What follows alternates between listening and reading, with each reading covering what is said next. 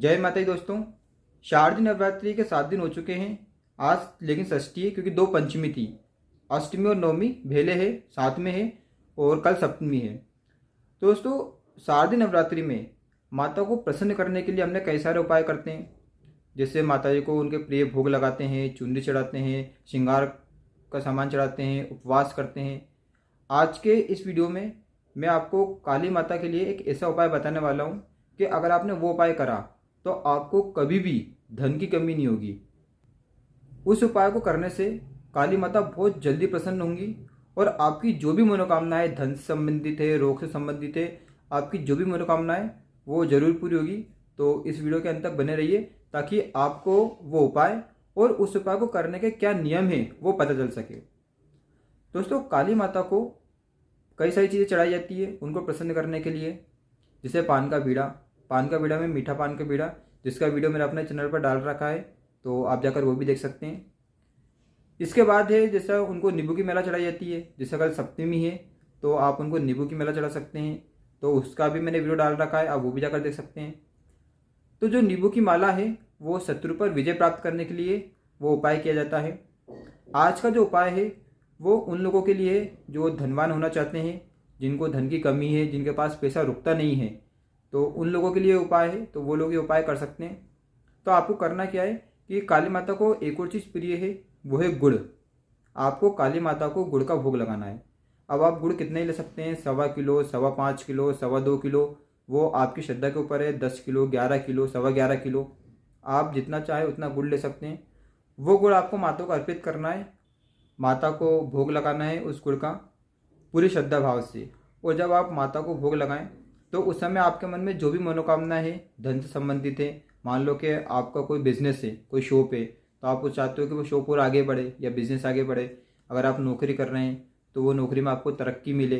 तो आपको करना क्या है कि आपने गुड़ अपने हाथ में रखना है और जो भी आपकी मनोकामना है वो आपको बोलना है। उसके बाद वो गुड़ माता जी के चरणों में उनके सामने वो रख देना है, उसका भोग लगा देना है। अब आपने जो भी गुड़ माता जी को अर्पित किया है, जो गुड़ का भोग लगाया है, उसको आपको घर पर नहीं लाना है। उसको आप वहाँ पे जो गरीब व्यक्ति बैठे रहते हैं, जो बाहर जो भी हैं, उन सबको वो गुड़ बांट देना है।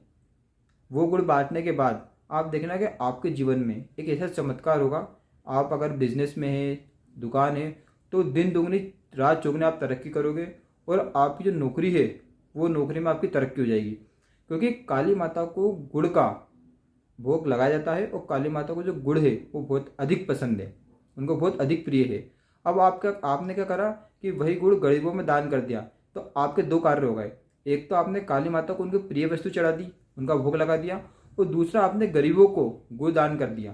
तो गुड़ दान बहुत अच्छा होता है सप्तमी के दिन। तो सप्तमी के दिन आपको गुड़ दान करना है माता जी का भोग लगाने के बाद। तो उसके बाद आपके जीवन की जितनी भी समस्याएं हैं, पैसों से संबंधित या रोग से संबंधित कोई भी समस्या है, सारी समस्याओं का हल हो जाएगा। और जो पैसे वाली समस्या है वो आपको कभी भी उसका सामना नहीं करना पड़ेगा। आपके पास पैसे की कभी भी कमी नहीं होने वाली है। तो इस उपाय को आप जरूर कीजिए। और ये उपाय आपको सुबह करना है, शाम को नहीं, क्योंकि हर एक उपाय शाम को नहीं होता है, सुबह होता है। क्योंकि सुबह का जो समय होता है वो दान के लिए बहुत अधिक श्रेष्ठ माना जाता है।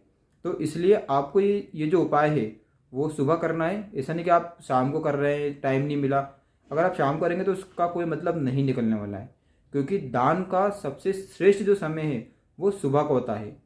अब आप चाहें तो जब आप गुड़ दे रहे हैं तो आप गरीबों को कुछ दक्षिणा भी दे सकते हैं, 5 रुपये, 10 रुपये, जितनी आपकी श्रद्धा हो।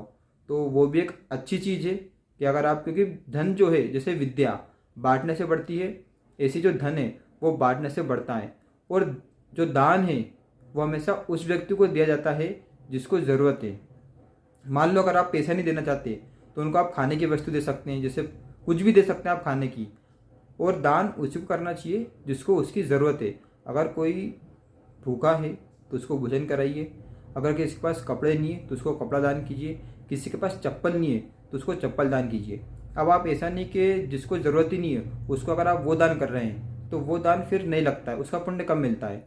और ज़रूरतमंद को, जिसको जिस चीज़ की ज़रूरत है, अगर आप उसको वो चीज़ दान में देते हैं, ऐसा शिव पुराण में लिखा है कि जिस व्यक्ति को जिस चीज़ की ज़रूरत है अगर उसको वो दान में दिया जाता है तो वो क्या होता है कि आपको उसका ज़्यादा पुण्य मिलता है। ज़रूरतमंद को ही दान करना चाहिए, ऐसा शिव पुराण में लिखा है। तो दोस्तों आशा करता हूँ कि आपको ये वीडियो अच्छा लगा होगा। तो अगर आपको वीडियो अच्छा लगा हो तो वीडियो को लाइक कीजिए, चैनल को सब्सक्राइब कीजिए। जय माता दी, काली माता आपकी सारी मनोकामनाएं पूर्ण करें।